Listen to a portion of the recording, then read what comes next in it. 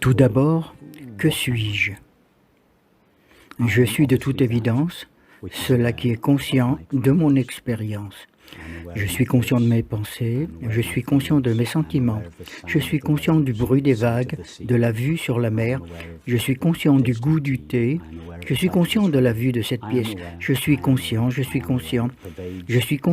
imprègne toute expérience, à jamais présente dans toute expérience.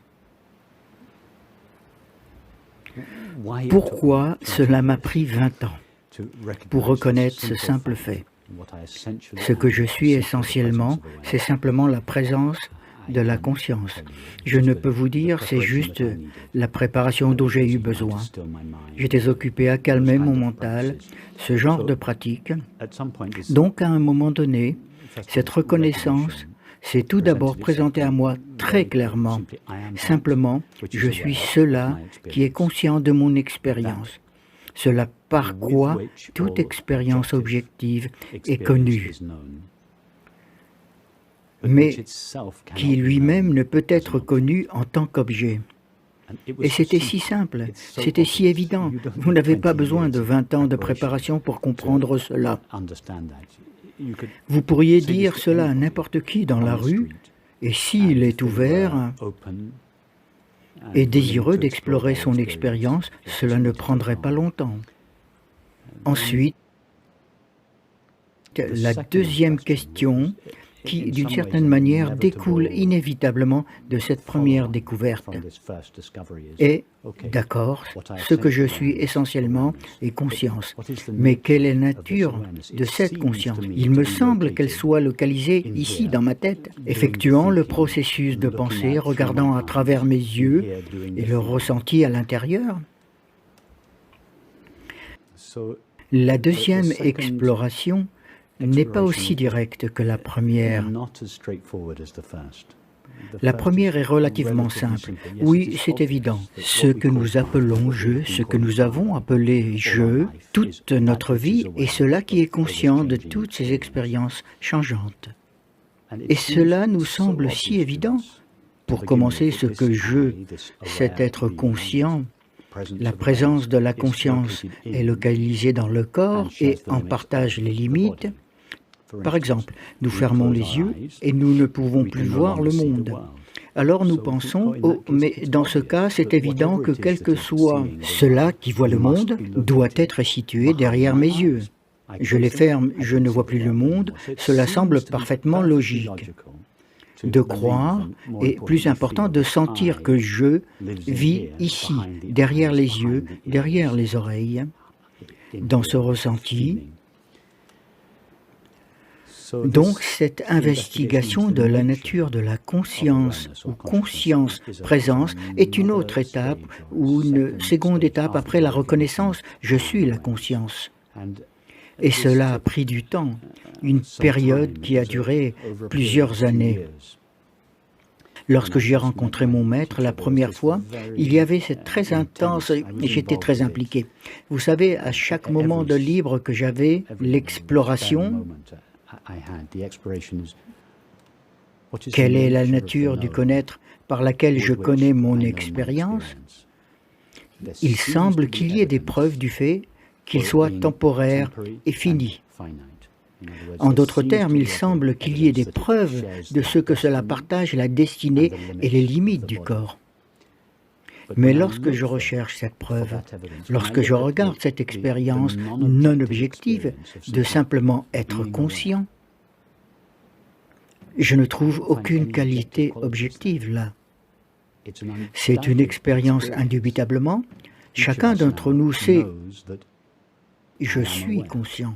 Donc, l'expérience d'être conscient est une expérience. Mais c'est une expérience unique, car elle ne présente pas de qualités objectives. Ce n'est pas comme une pensée ou un sentiment ou une perception. N'ayant pas de qualités objectives, elle n'a pas de limite, que ce soit dans le temps ou dans l'espace. Donc, ce que je décris maintenant, je le décris de façon rationnelle, Mais la découverte est une découverte expérientielle, que ce que je suis essentiellement, le connaître même qui connaît en ce moment toute cette expérience est lui-même sans limite. Et ça, c'est se libérer du sentiment de limitation, à la fois dans le temps, c'est-à-dire se libérer de la croyance « je suis né et je vais mourir », et se libérer des limites de l'espace, c'est-à-dire « je ne suis pas fini et je suis infini ». Et la conséquence expérientielle de cette découverte est que je n'ai besoin de rien, je suis complet, je suis comblé en moi-même. Et cela met fin au sentiment de manque.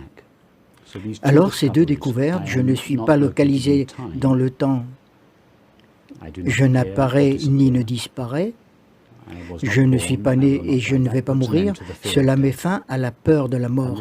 Et cette découverte que je suis complet par moi-même, je, conscience, n'a besoin de rien, du mental, du corps, du monde, cela met fin à notre sentiment de manque. Et ce sont les deux sentiments essentiels qui définissent le soi séparé, la peur de la mort et le sentiment de manque. Toutes les activités du soi séparé, du soi imaginaire, ont pour objectif de dissiper le sentiment de peur et combler le sentiment de manque.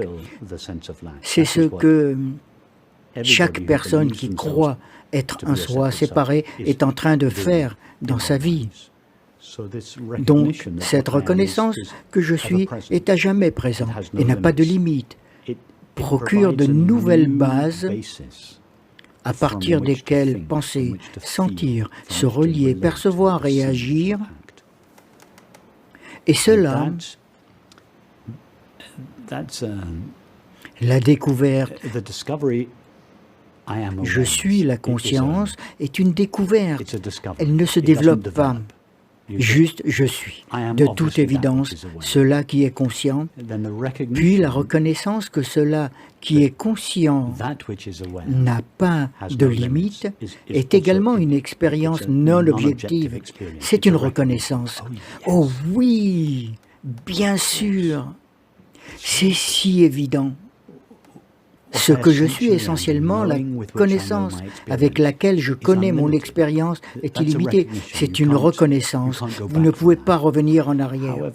Cependant, il y a ensuite un autre processus qui est un processus sans fin. C'est comment vivre cette compréhension, ce sentiment compréhension.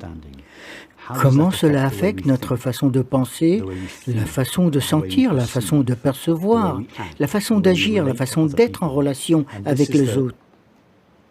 Et il s'agit là de la troisième étape qui en fait se poursuit indéfiniment.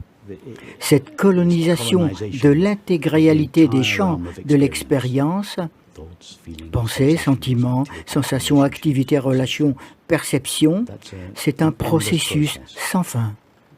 Et c'est réellement l'art de vivre, c'est de vivre la vie, tous les aspects de notre vie d'une manière qui soit cohérente, avec une expression de cette compréhension.